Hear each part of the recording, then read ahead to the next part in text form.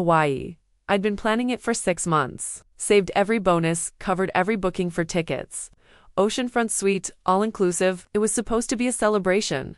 My first paid vacation for the family. Then, 2 days before the flight, Dad handed me an envelope with my name on it. No thank you. Just a printed cancellation notice. Your seat's going to Mason, he said like it was a promotion. My sister's fiancé, jobless, loud and allergic to gratitude. I stared at the paper, blinking. You're serious? Dad nodded like it hurt him more. Family means sacrifice. He's marrying and it's his turn to feel welcome. Mom didn't say a word. She just folded laundry on the couch and whispered, "It's better this way. My name is Claire Jensen, and if you think this ends with me crying in my bedroom, stay tuned because I didn't yell. Didn't beg. Didn't even raise my voice. I just nodded once. Thanks for letting me know." Dad smiled, relieved, like I passed some invisible test. But here's the part he didn't understand. The trip was in my name. The reservations, the upgrades, the points all mine. He thought because I stayed quiet, I'd stay small. He had no idea I was already logging into the back end of the resort's guest system. No idea I was updating the primary contact. No idea I was queuing a pending surprise for the hotel concierge. Because if Mason wanted the seat that bad, they could have it. But that view, that room, that picture-perfect itinerary, I was about to turn paradise into poetic payback. They boarded the flight without me. Dad sent a photo from the gate, all smiles, lays in hand. Mason threw up a peace sign like he just landed a brand deal, instead of hijacking my seat. Mom captioned, "Ohana vibes only." I stared at the screen, then opened the resort's dashboard. Everything was still under my control. See, Dad never bothered to check who the reservations were tied to. He thought buying the plane tickets meant power, but the room, the activities, the meal credits all connected to my email, my rewards number, my card. I didn't cancel. Not yet. Instead, I made a few subtle changes. First, the room. I downgraded the suite to a basic garden view twin. No refund, just reassigned. Next, the excursions, the catamaran cruise. Gone, snorkeling trip. Rebooked under my friend's name. Then the cherry on top, I edited the reservation notes. Guests who've been flagged for violating hotel policies on a previous stay. Please handle with discretion and confirm ID upon check-in. Was it true? No. But it wasn't illegal either, just enough friction to remind them I wasn't gone. I was watching. That evening, they checked into the downgraded room. No ocean view, no king bed, no welcome champagne. Mason texted me, "Hey, did you mess something up at the hotel? This room's not what Dad said." I didn't reply. Instead, I posted an Instagram story, me at a local spa. Robe on, glass of sparkling cider in hand, captioned, "Sometimes the best trips are the ones you don't take." Mom viewed it. So did Dad, and Mason. He blocked me. But I wasn't done yet, because if they wanted to use my generosity as a runway, they were about to feel what turbulence really looks like. The next morning, Dad called. Didn't text, called. That alone told me the trip wasn't going well. I let it ring out. He left a voicemail, his voice tight, carefully controlled. "Claire, the hotel says there's a charge dispute. Our room key stopped working. Can you call them? Just fix it. Fix it like I was their assistant."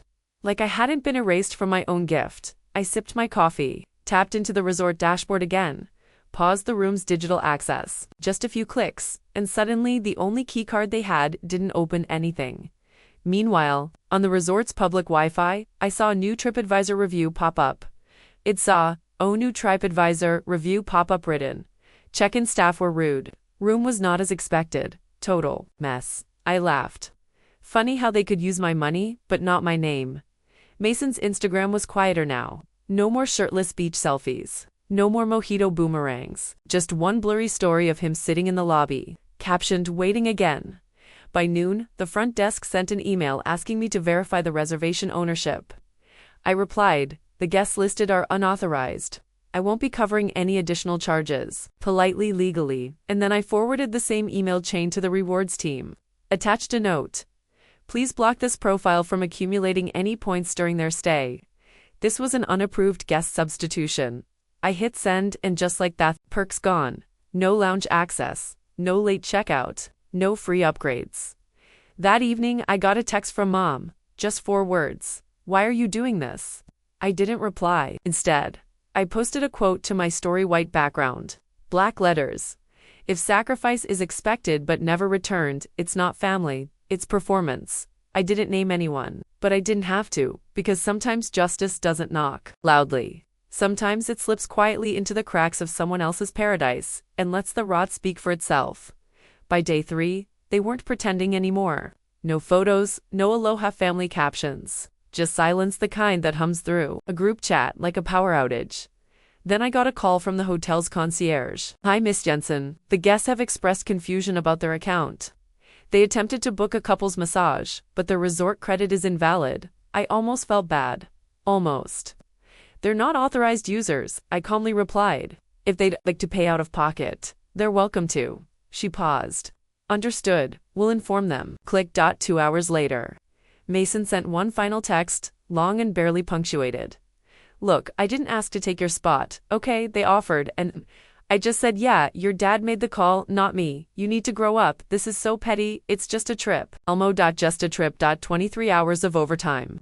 4 months of no eating out. Cutting my own birthday budget, just to make this family getaway happen. But sure, just a trip. I didn't respond.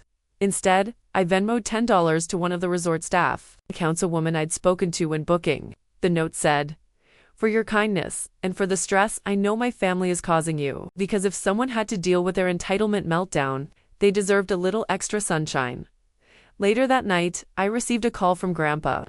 He wasn't supposed to know, but somehow he always did. "You're not there?" he asked. "Nope," he sighed. I figured something was off.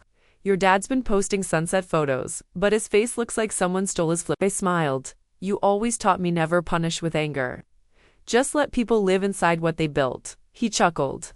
"Well, they're living in it now, baby. Keep standing tall." I hung up and opened my email. The hotel survey had arrived. "How was your experience at our resort?" I typed just 5 words into the comment box. I didn't stay. They did. They landed home 4 days later, sunburnt, silent, and $1,900 over budget.